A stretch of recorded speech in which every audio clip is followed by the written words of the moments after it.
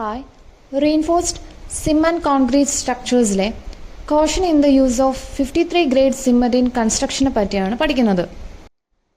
Grades of cement 3 type ആണുള്ളത്. First 33 grade cement എന്ന് വെച്ചാൽ minimum compressive strength of 33 Newton per mm square after 28 days of curing. എന്ന് വെച്ചാൽ 28 days of curingന് ശേഷമുള്ള minimum compressive strength of cube എന്ന് പറയുന്നത് 33 newton per mm square ആണെങ്കിൽ അതിനെ വിളിക്കുന്ന പേരാണ് 33 grade cement.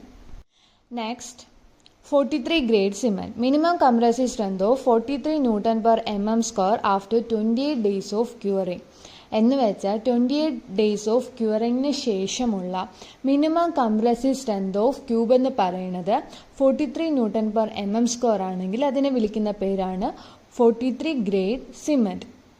Third one 53 grade cement.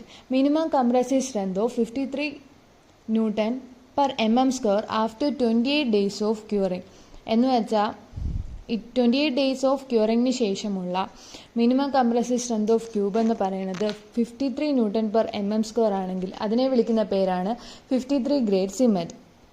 Next കോഷൻസ് when using 53 grade cement എന്ന് വെച്ചാൽ 53 ഗ്രേഡ് സിമെൻറ്റ് ഉപയോഗിക്കുമ്പോൾ നമ്മൾ ശ്രദ്ധിക്കേണ്ട കാര്യങ്ങൾ അല്ലെങ്കിൽ നമ്മൾ ജാഗ്രത പാലിക്കേണ്ട കാര്യങ്ങൾ. First point, the strength of 53 grade cement does not increase much after 28 day because of early gain while 33 grade cement continues to gain strength after 28 day. ഇവിടെ 53 ഗ്രേഡ് സിമെൻറ്റിൻ്റെയും 33 ഗ്രേഡ് സിമെൻറ്റിൻ്റെയും കമ്പാരിസൺ ആണ് പറയുന്നത് സ്ട്രെങ്തിൻ്റെ. 53 ഗ്രേഡ് സിമെൻറ്റിൻ്റെ സ്ട്രെങ്ത് എന്ന് പറയുന്നത് 28ാമത്തെ ദിവസത്തിന് ശേഷം increase ചെയ്യത്തില്ല. കാരണം ഇതിൻ്റെ സ്ട്രെങ്ത് ആദ്യമേ തന്നെ എന്ത് ചെയ്യും, ഗെയിൻ ചെയ്യും, സ്ട്രെങ്ത് കൂടും. പക്ഷേ 33 ഗ്രേഡ് സിമെൻ്റ് ആണെങ്കിൽ 28ാമത്തെ ദിവസം കഴിഞ്ഞിട്ടും സ്ട്രെങ്ത് കൂടിക്കൊണ്ടിരിക്കും. Next point, heat of hydration. Due to faster hydration process, the concrete release heat of hydration at much faster rate initially and release of heat is the highest in case of 53 grades. ഇവിടെ heat of hydration എന്ന് വെച്ചാൽ സിമൻറ്റും വാട്ടറും തമ്മിലുള്ള chemical reaction മൂലം എത്രത്തോളം ഹീറ്റാണ് generate ചെയ്യുന്നത് അല്ലെങ്കിൽ release ചെയ്യുന്നത്, ഇതാണ് ഹീറ്റ് ഓഫ് ഹൈഡ്രേഷൻ എന്ന് പറയുന്നത്. എന്ന് വെച്ചാൽ ഹൈഡ്രേഷൻ പ്രോസസ്സ് വളരെ പെട്ടെന്ന് നടക്കാൻ നേരത്ത് സ്വാഭാവികമായിട്ടും കോൺക്രീറ്റ് ഹീറ്റ് ഓഫ് ഹൈഡ്രേഷന് പെട്ടെന്ന് എന്ത് ചെയ്യും, റിലീസ് ചെയ്യും തുടക്കത്തിൽ തന്നെ. അതുകൂടാതെ ഈ റിലീസ് ചെയ്യുന്ന ഹീറ്റ് എന്ന് പറയുന്നത് വളരെ കൂടുതലായിരിക്കും, പ്രത്യേകിച്ച് 53 ഗ്രേഡിൽ. Next point, higher the heat of hydration the chances of micro cracking of concrete is much greater. എന്ന് വെച്ചാൽ ഹീറ്റ് ഓഫ് ഹൈഡ്രേഷൻ കൂടുന്നതിനനുസരിച്ച് അവിടെ ക്രാക്കിംഗ് ഓഫ് കോൺക്രീറ്റ് ഉണ്ടാകും. വെറും ക്രാക്കിംഗ് അല്ല, മൈക്രോ ക്രാക്കിംഗ് ഓഫ് കോൺക്രീറ്റ് ഉണ്ടാകും. മൈക്രോ ക്രാക്കിംഗ് ഓഫ് കോൺക്രീറ്റ് എന്ന് പറയാൻ നേരത്ത് ക്രാക്കിംഗ് ഓഫ് കോൺക്രീറ്റ് എന്ന് വെച്ചാൽ വിള്ളലുണ്ടാകും. മൈക്രോ ക്രാക്കിംഗ് എന്ന് വെച്ചാൽ നമ്മുടെ നേക്കഡ് ഐസിൽ പോലും കാണാൻ പറ്റാത്ത രീതിയിലുള്ള ക്രാക്കിംഗ് ഉണ്ടാകും, അതും വലിയ തോതിൽ.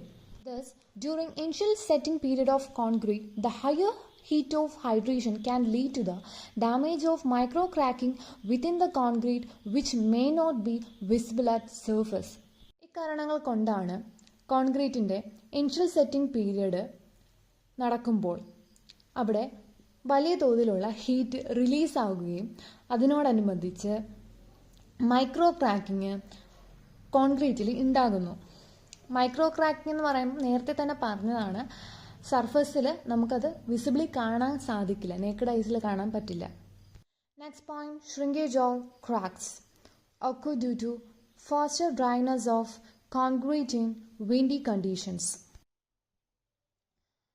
ഇവിടെ ഉണ്ടാകുന്ന ക്രാക്കിങ്ങും ഹീറ്റ് ഓഫ് ഹൈഡ്രേഷനിൽ ഉണ്ടായ ക്രാക്കിങ്ങും എൻ്റർലി ഡിഫറെൻ്റ് ആണ്. ഇവിടെ ഉണ്ടായ ഷ്രിങ്കേജ് അല്ലെങ്കിൽ ക്രാക്ക് എന്ന് പറയുന്നത് due to faster dryness of concrete in windy conditions. എന്ന് വെച്ചാൽ കാറ്റൊക്കെയുള്ള അവസ്ഥയിൽ കോൺക്രീറ്റ് പെട്ടെന്ന് ഡ്രൈ ആവുന്ന അവസ്ഥയുകൊണ്ടാണ് ഇവിടെ ഷ്രിങ്കേജ് അഥവാ ക്രാക്കിങ് ഉണ്ടാകുന്നത്.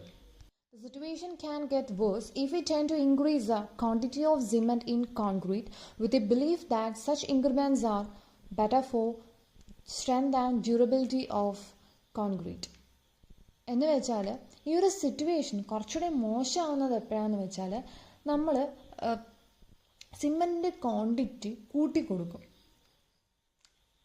ചിലപ്പോൾ നമ്മുടെ മനസ്സിലൊരു ബിലീഫാണ്, വിശ്വാസം കാണും, ക്വാണ്ടിറ്റി കൂടുന്നതനുസരിച്ച് സ്ട്രെങ്തും ഡ്യൂറബിലിറ്റിയും കൂടുമല്ലോ, അങ്ങനെ വിചാരിച്ച് എന്ത് ചെയ്യും, കൂടുതൽ ക്വാണ്ടിറ്റി ഇട്ട് കൊടുക്കും. പക്ഷെ കൂടുതൽ ക്വാണ്ടിറ്റി ഇട്ട് കൊടുക്കുന്നതനുസരിച്ച് അവിടുത്തെ കോൺക്രീറ്റ് എന്തെങ്കിലും സംഭവിക്കും, അവിടെ ക്രാക്കിംഗ് ഓർ shrinkage സംഭവിക്കും.